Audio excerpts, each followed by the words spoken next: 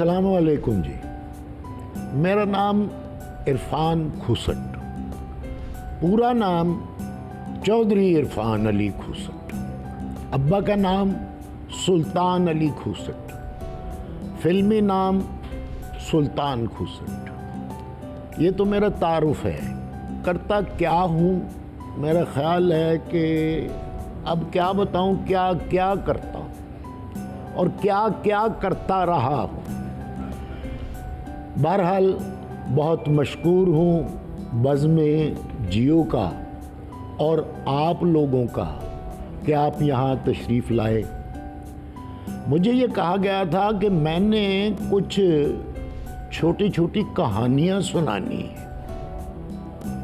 मैं आ गया। मैंने कहा छोटी छोटी कहानियाँ तो ज़हनी तौर पर जो बच्चे होते हैं उनको भी सुनाई जाती हैं और जो वैसे उम्र में बच्चे होते हैं उनको सुनाई जाती हैं।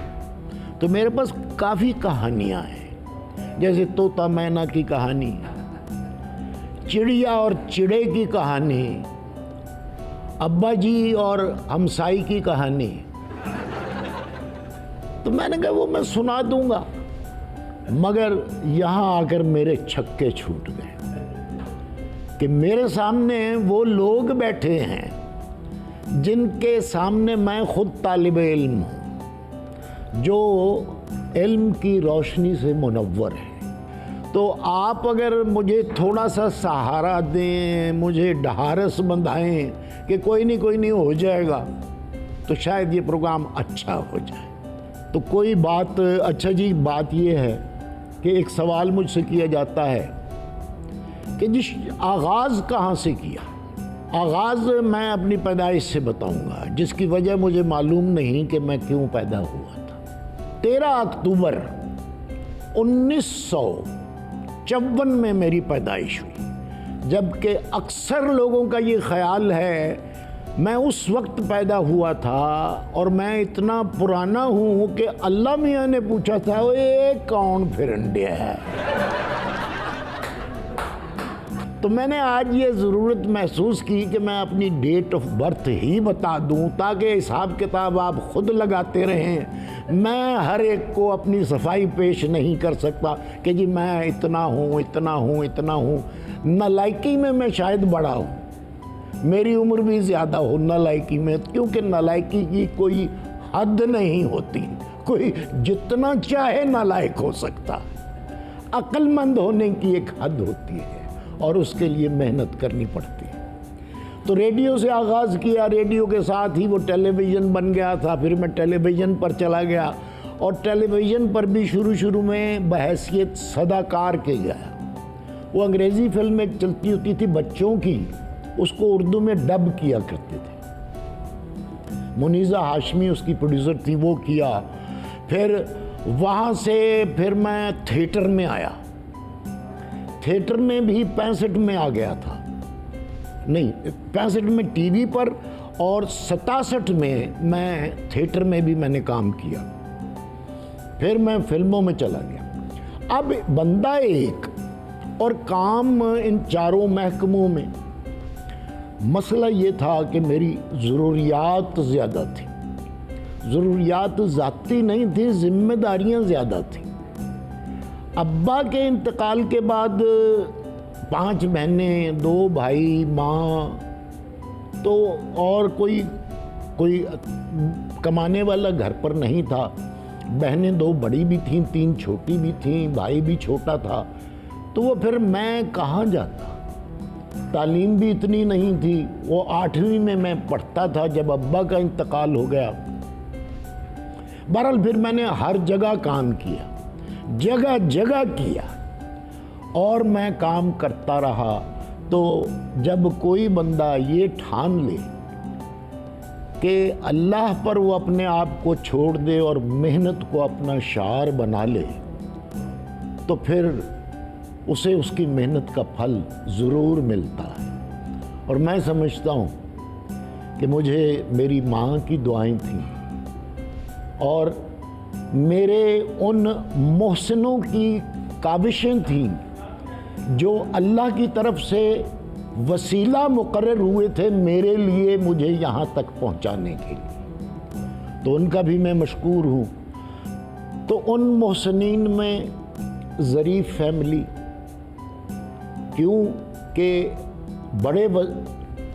क्योंकि बड़े ज़रीफ़ साहब के इंतकाल के बाद उनका बेटा जो था वो मेरा दोस्त था, और मुनव्वर ज़रीफ़ साहब जब लाइमलाइट में आ रहे थे तो मैं वो उस दोस्त के साथ ही वहाँ पर हुआ करता था उनके घर में।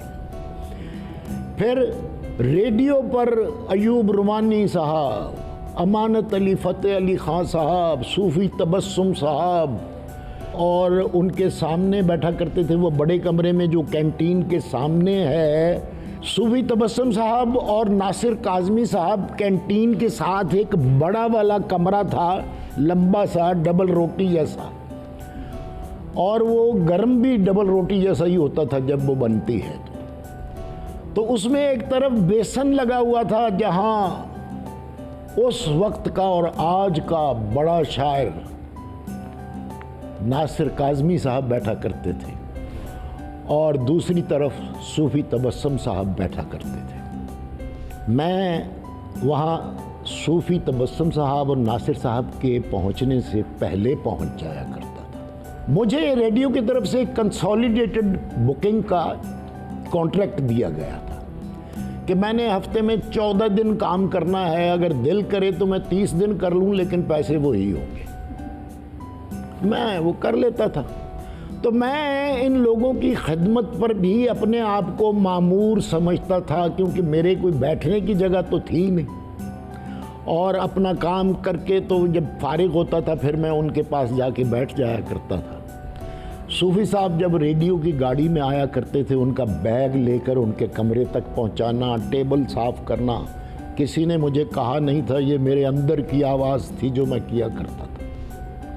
सुराही हुआ करती थी, उसमें पानी भरता था और चाय का कह कर आता था। इसी तरह नासिर काज़मी साहब की भी खिदमत में बैठा करता था, और अयूब साहब, फिर आर्टिस्ट आना शुरू हो जाते थे, अमानत अली ख़ान साहब, फ़तेह अली ख़ान साहब, नज़ाकत सलामत साहब, फ़रीदा ख़ानम साहिबा जब दाखिल होती थीं तो उनसे पहले उनकी खुशबू आया करती थी।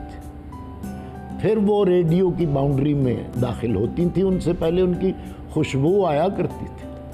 तो उन लोगों के पास जिनके पास मैं बैठता था, वो इस हवाले से मुझे अपने पास बिठाते थे कि मेरे हालात ख़राब थे, लेकिन था बेटा सुल्तान का। मुझे याद है एक महीना ऐसा भी आया कि मेरा कॉन्ट्रैक्ट जो था वो डिसकंटिन्यू हो गया।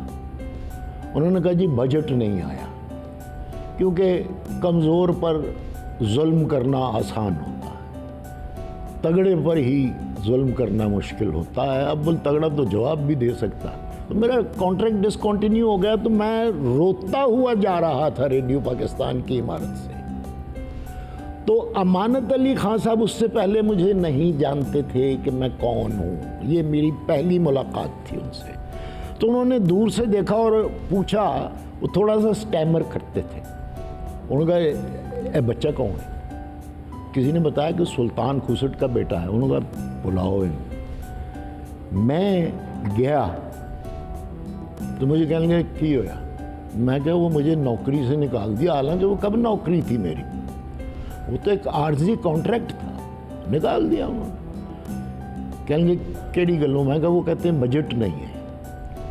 उठे और फौरन उस वक्त के जो प्रोग्राम ऑर्गेनाइज़र थे जिनके बस में था ये काम, और गए और उसको कहने लगे ये क्यों डिसकंटिन्यू किया है? उसने कहा ये बजट नहीं है। उन्होंने कहा, फ़ोन उठाया और डायरेक्ट डीजी को फ़ोन किया इस्लामाबाद, और उन्होंने कहा इसको नहीं निकालना, इसको रखें आप। उसने कहा ये ठीक है, रखते हैं जी। वो ऑर्डर्स हो गए उसी वक्त। तो ये मेरी अमानत अली ख़ान साहब से पहली मुलाकात थी, और वो कहेंगे तुम्हें कभी भी नहीं निकालेंगे। अच्छा, अब मैं उनके और करीब हो गया तो फिर मैंने वक्त बदलता रहा, मैंने स्कूटर ले लिया। उससे पहले साइकिल थी, साइकिल के ऊपर वो गोल गोल वो हैंडल के ऊपर लगे होते हैं, उनको मैंने लूज किया हुआ था कि वो मैं स्कूटर समझ के उसको चलाया करता था। रॉयल पार्क में रहाइश थी और वो काले जो होते हैं ना, उनको मैं रेस दिया करता था और मैं रॉयल पार्क से रेडियो स्टेशन आया करता था। बहरहाल तो मैंने स्कूटर लिया 1800 रुपए का।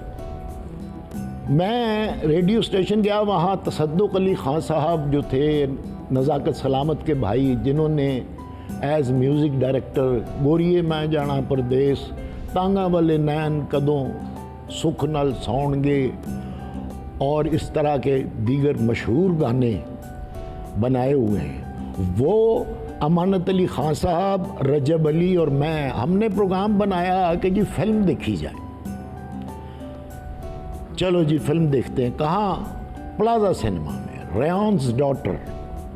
वो फिल्म देखने के लिए हम गए तो तय ये पाया कि 2 लोग जाएंगे जी रिक्शा में और 2 लोग जाएंगे स्कूटर पे। तो खान साहब मेरे साथ स्कूटर पे बैठ गए और 2 लोग रजब अली और जो तसद्दुक़ अली खान थे वो रिक्शा में। अब हम जा रहे हैं टुवर्ड्स सिनेमा। तो जब हम ये चेरिंग क्रॉस पर पहुँचे तो इशारा बंद था, तो मैंने आहिस्ता आहिस्ता वो इशारे तक पहुँचते हुए मैंने स्कूटर बंद कर लिया, वो रोक लिया और मैंने अपनी तरफ से क्या अहमकाना बात की खान साहब को। मैंने कहा खान साहब देखें कितनी अच्छी बात है, कितना खुशकिस्मत हूँ मैं कि मैंने आज ही स्कूटर लिया है और आज ही आप जैसी हस्ती मेरे साथ बैठी हुई है। उन्होंने ये बात, अब बैठे हुए थे, एक्सप्रेशन तो मैंने नोट नहीं किया कि क्या था उनका। तो पीछे बैठे हुए थे तो मुझे कहने लगे कि पहले चलांदा तो होवेगा। मैं कहा नहीं, मैं सोचा ऐसी जिस दिन लवांगा उससे दिन ही सीखांगा। तो मैं वो गियर में इतनी देर में वो इशारा खुल गया, मैं जान लगा कहना एक मिनट रोक। मैंने कहा खैर है, मैंने कहा पता नहीं क्या हुआ। तो वो उतर गए, कहने तू पहुंच, मैं पैदल आ रही हूँ।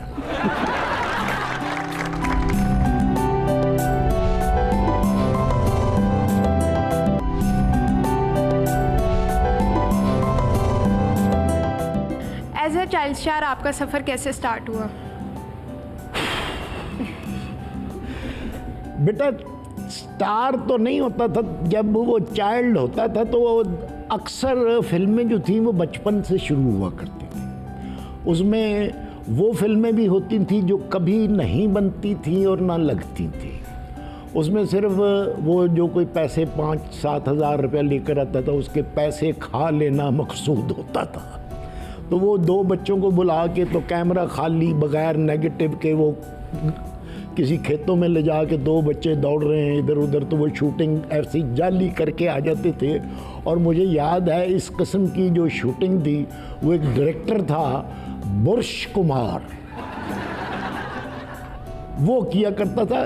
क्योंकि असली लोग भी और नकली लोग भी जो फिल्म से अपने आप को वाबस्ता समझते थे, वो एक रेस्टोरेंट था किंग सर्कल लक्ष्मी चौक में, वहाँ पर वो बैठते थे। तो वो जो वहाँ का सेठ था तो वो देखता था कि जो असली बैठे हुए हैं, जिस तरह सावन साहब, मज़र शाह साहब, एम इस्माइल साहब, ख़याम साहब, शाहनवाज जूनियर साहब और जनाब वो थे, इस तरह के जो काम करते थे और कुछ धोखा देते थे। वो मेरा मतलब है वो ऐसे ही कैरेक्टर अगर इतना भी करते थे ना कि चौधरी जी जंज आ गई है, तो उसकी 15-20 रिटेकें करवा दिया करते थे। और वो मूँछों को करते रहते थे कि मूँछें तंग कर रही हैं। तो बहरहाल तो वो जो सेठ था ना, वो देखता था कि इस तरफ तो वो बैठे हुए हैं जो नौसरबाज हैं, ना वो एक्टर हैं, ना डायरेक्टर हैं, ना कुछ हैं। इस तरफ फिर हसीन साहब और दूसरे बड़े बड़े लोग जो थे वो आके बैठते थे। वो एक ज़की बीए साहब होते थे, फिर ऐसे बहुत सारे बड़े बड़े डायरेक्टर्स वगैरह वगैरह। तो वो ये देखता था, वो फिर बैरो को कहता था इस तरफ के पंखे बंद कर दो। तो वो फिर पंखे बंद करते थे, फिर वो बाहर आ जाते थे। गलत आदमी है वो। कौन कह रहा होता था? बुर्ज कुमार। आर्टिस्टों का पता ही नहीं है। तो बहरहाल ये चीज़ मैंने देखी। फिर एक और चीज़ मैंने लक्ष्मी चौक में देखी। वहाँ एक ढोल वाला आया करता था घंटी लेकर, और वो गाना गाता था और गट्टा बेचा करता था, वो जिसमें इलायचियाँ पड़ी होती हैं, उसका एक गाना था। यहाँ पर वो लड़के भी दौड़कर आया करते थे जिन्हें फिल्मेरिया का शौक़ होता था। तो वो उसका एक दांत जो था वो सोने का था, जो वो घंटी वाला गाना वो गाता था। क्या हुआ दिल पे सितम, तुम न समझोगे बलम, हम बुरे हैं या भले, दिल तुम्हें दे ही चुके। तो वो उस लड़के को सेंटर कर लिया करता था, जो वो देखता था ये दौड़ के नया नया आया है। तो वो लड़का फिल्में देख कर आया होता था। तो वो जो गाना गाता था ना जी, वो ज़रा थोड़े से लेडीज़ अंदाज में गाता था। तो वो जो लड़का होता था ना, वो लाइल्मी में ही वो उस हीरो वाले एक्शन करने लग पड़ता था। तो वो गाता था कि क्या हुआ दिल पे सितम, तुम न समझोगे बलम, हम बुरे हैं या भले, दिल तुम्हें दे ही चुके, तुम पे मिटने के लिए तुमको छू लेंगे सनम। फिल्म में मैं काम करने के लिए गया तो नए लोगों का आज भी, हम जिनका ताल्लुक़ फिल्म से नहीं है, वो कहते हैं नए लोगों को आना चाहिए। आज नए लोगों के लिए बहुत सी राहें हमवार हो चुकी हैं। लेकिन जिस दौर में मैं नया स्टूडियो में गया, वहाँ पर वो जो ड्रेस मास्टर होता था वो ठीक से मुँह नहीं लगाता था। उसको मैंने कहा कि भाई वो मुझे ड्रेस दे दें। तो उसने कहा कौन है तू? मैं वाकई कौन था, लेकिन इंसान भी तो था, काम करने गया था। तो मैंने कहा वो फलां बंदे ने, वो फिर एक बंदे ने इशारा किया कि धोती कुर्ता दे दे। उसने कहा परे हट ज़रा, ठहर जा, तेन मैं देना वहाँ उन्हें। उसके बाद उसने वो धोती और कुर्ता मैला सा वो मेरे ऊपर फेंक दिया, और मैं बांध के और मैं चला गया। अब कैरेक्टर मैंने जाके डायरेक्टर से पूछा कि कैरेक्टर क्या है जी? वो कहना विलन दे नाल लिखे हो तुसी। वो दो मस्खरे हुआ करते हैं विलन के साथ पुराने। और पुरानी फिल्मों में आपने नोट किया होगा कि विलन जिस सीन में भी आता था वो हमेशा थका हुआ होता था, दो बंदे उसे दबा रहे हो। तो एक दबाने वाला कोई और था और दूसरा मैं था। तो मैं दबाने लग गया शॉट के लिए। वो दबा रहा था, शॉट कट भी हो गया। तो मैंने कहा कट हो गया, शॉट हो गया। एक जुमला एक वो जो दूसरा कॉमेडियन था उसने एक बोला, उसने कहा कि जी वो उसने कोई गेटअप किया हुआ था, वो नेकर पहनी हुई थी, हैट लिया हुआ था, और मेरा कोई जुमला ही नहीं था। तो वो कहने लगा तनु पता नहीं मैं 6 महीने शहर रह के आया हूँ। तो मैं कहते 9 महीने पूरे कारण सन। नहीं ऐ नहीं कहना। मैं कहा क्यों? कहना तुसी जो तुहाडा लिखिया होवे वही कहना है। मैं जब से चुप हुआ, मैं आज तक स्क्रिप्ट के बाहर नहीं बोल सका। क्यों? कि स्क्रिप्ट से बाहर, अच्छा ये जिसे हम वल्गैरिटी कहते हैं उसमें और एडल्ट्स कॉमेडी में एक फ़र्क है। दुनिया में ऐसा है। मैंने यूएस में वो कैलकटा देखा, उसमें कोई भी कैरेक्टर मलबूस नहीं है किसी लिबास में, लेकिन वो पीस ऑफ आर्ट है कि किसी भी देखने वाले का जहन किसी बुराई की तरफ नहीं जाता या उसका जहन भटकता नहीं है। तो बहुत सी बातें ऐसी होती हैं जिनकी गिरह सुनने वाले के जहन में थोड़ी देर के बाद खुले। ये एडल्ट्स आर्ट है, एडल्ट्स कॉमेडी है, और वो मेरे जैसे कम अक्ल की ट्रेनिंग में है। और वो ट्रेनिंग कहाँ से है? वो शुएब हाशमी साहब की तरफ से, वो डॉक्टर अनवर सज्जाद साहब की तरफ से, वो कमाल अहमद रिजवी साहब की तरफ से, वो फारूक ज़मीर साहब की तरफ से है। आपके शायद जहन में ना हो कि एक ड्रामा जिसका टाइटल स्टेज का ड्रामा है वो रहे वुज़ू करते, कि एक बंदा नहर पर नहा रहा था, उसके कपड़े कोई उठाकर ले जाता है और वो अपने घर एक वो जो पाम ट्री का पत्ता होता है ना, वो लेकर नहर से वो आता है और पूरे ड्रामे में वो पाम ट्री का पत्ता लेकर फिर रहा।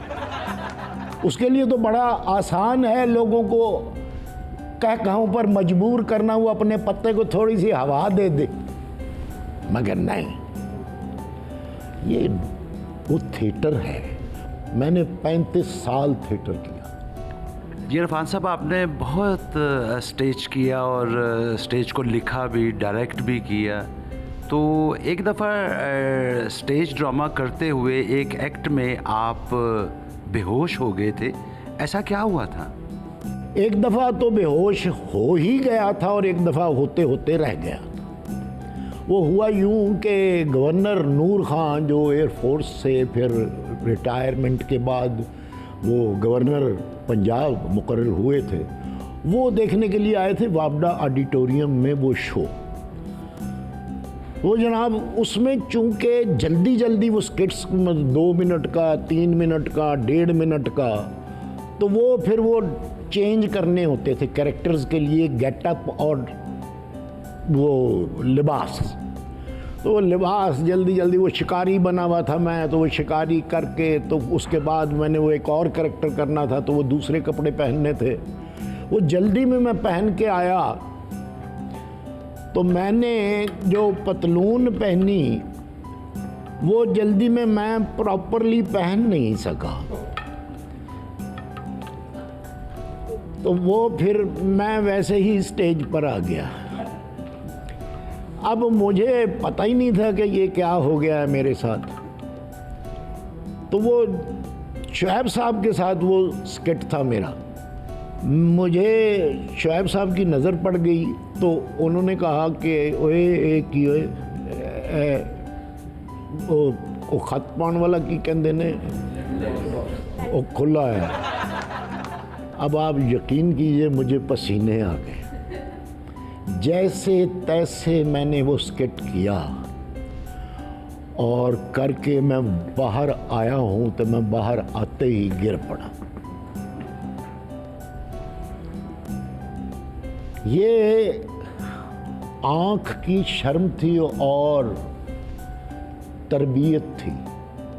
हालांकि ये खुदा शाहिद है कि ये जानबूझ के नहीं किया गया था, मगर चूँकि मैंने जानबूझकर ऐसा नहीं किया था, तो जब इंटरवल हुआ, गवर्नर साहब अपनी फैमिली के साथ अंदर आए बैक स्टेज, तो वो शुएब साहब ने कहा जी वो अंदर घुसते ही उन्होंने कहा that was the part of play, it was wonderful.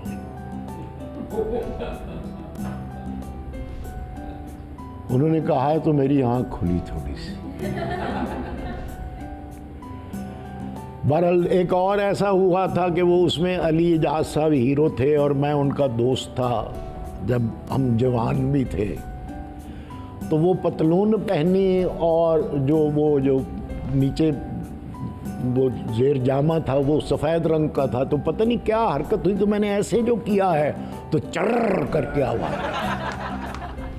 और वो शाह साहब मुझे कहते हो एक ही कीता ही। मैं क्या कोई नहीं, वो अलहमरा में हो रहा था। बहरहाल वो मैं आ गया, तो बड़ी क्लैप।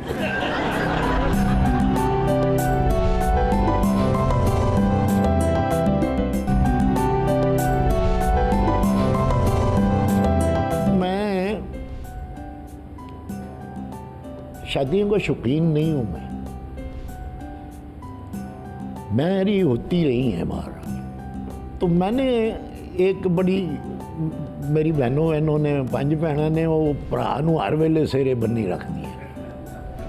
उन्होंने खरे की ख्वाहिश होती थी। तो उन्होंने मेरी शादी किया, मैं को नहीं अरे अम्मी बीमार है। मैं कहा कोई नहीं। मैं उदों मतलब एक अल्लाह नूं प्यारी हो गई सी ते फारग ही फिरना सी। तो वो जनाब चोरी शादी डिसाइड हुई। चोरी शादी डिसाइड हुई तो अब ये तय पाया कि सुबह ही सुबह रात को निकलेंगे और सुबह ही सुबह वो वहाँ पहुँचेंगे गाँव उकाड़े, उधर नाश्ता करेंगे और वहाँ से फिर आगे चले जाएंगे दूसरे शहर साहिवाल। तो वहाँ नाश्ता किया। तो मुझे आदत है अखबार पढ़ने की, हालांकि अब कोई नहीं पढ़ता मगर मैं फिर भी पढ़ता हूँ। तो वो वहाँ जो मैंने कहा अखबार तो लेना है तो अखबार लिया तो उसके बैक पेज पे एक खबर लगी हुई थी कि हवालदार आज फिर दूल्हा बनेंगे।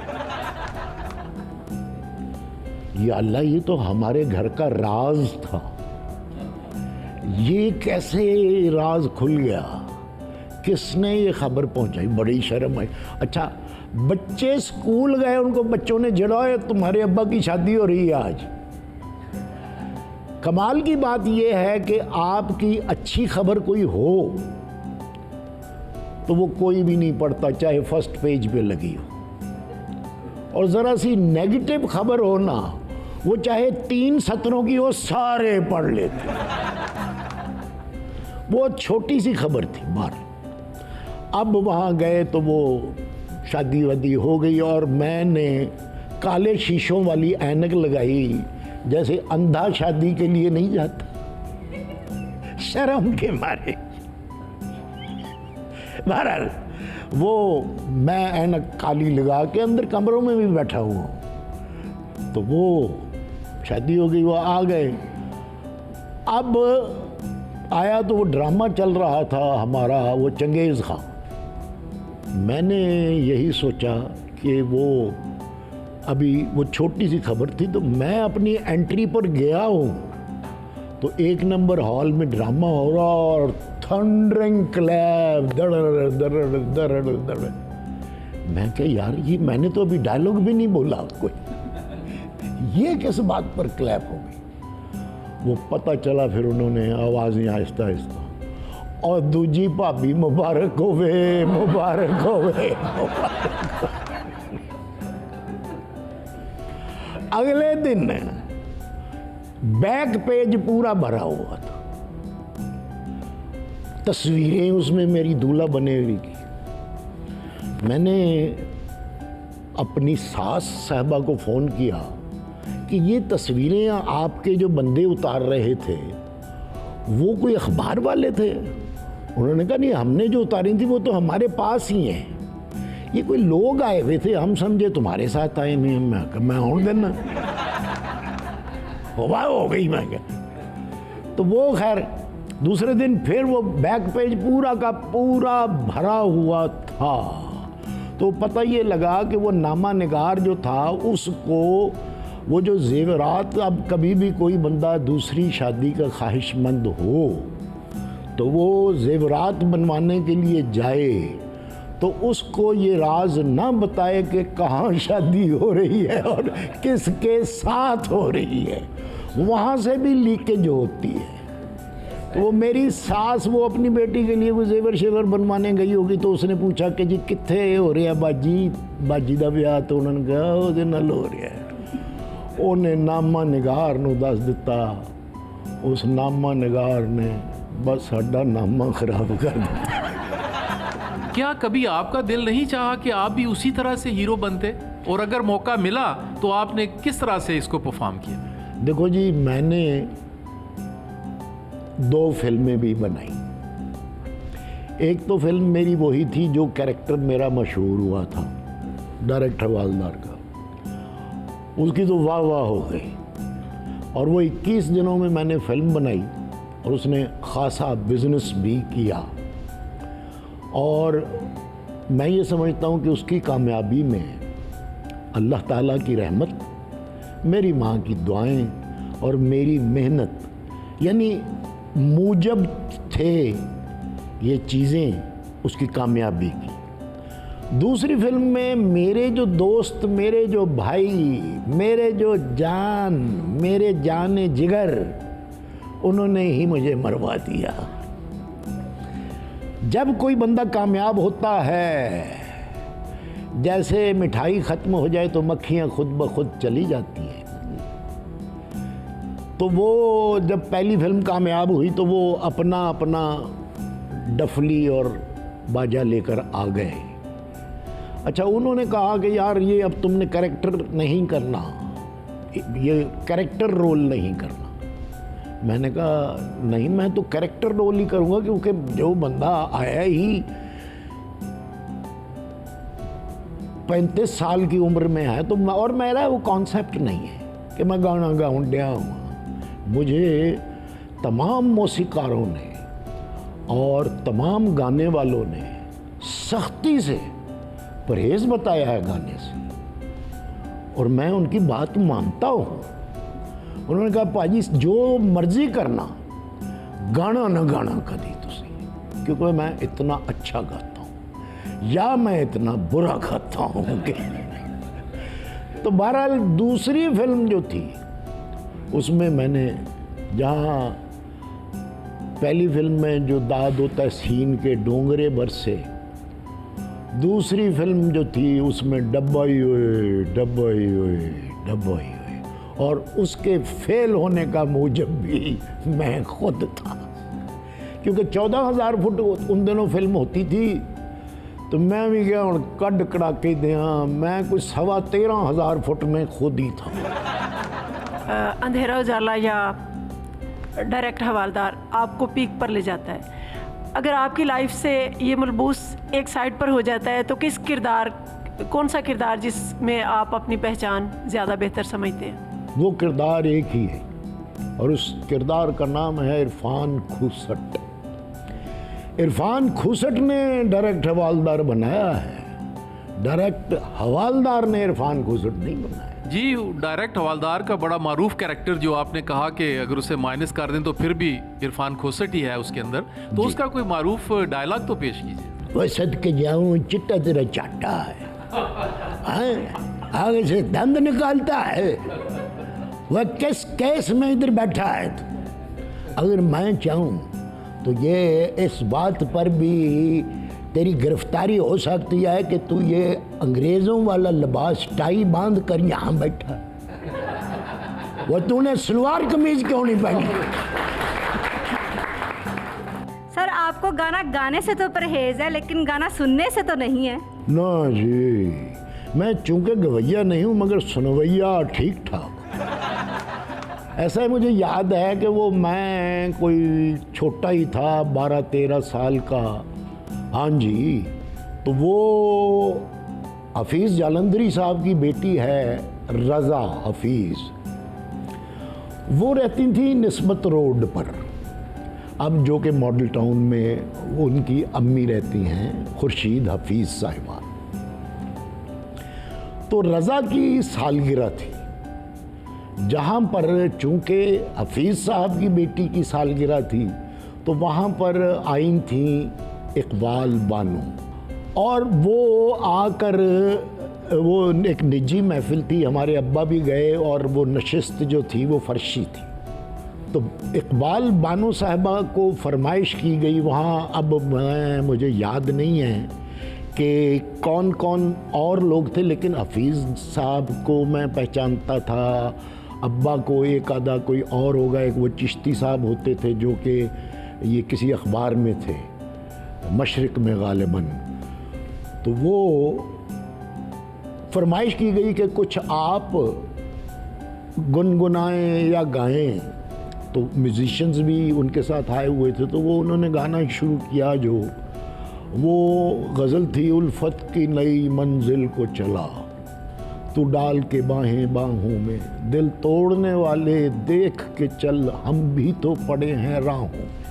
उसके बाद जब ये अस्थाई थी और अंतरा जब उन्होंने कहा है कि हम भी हैं वही, तुम भी हो वही, ये अपनी अपनी किस्मत है, तुम खेल रहे हो खुशियों में, हम डूब गए हैं आहों में।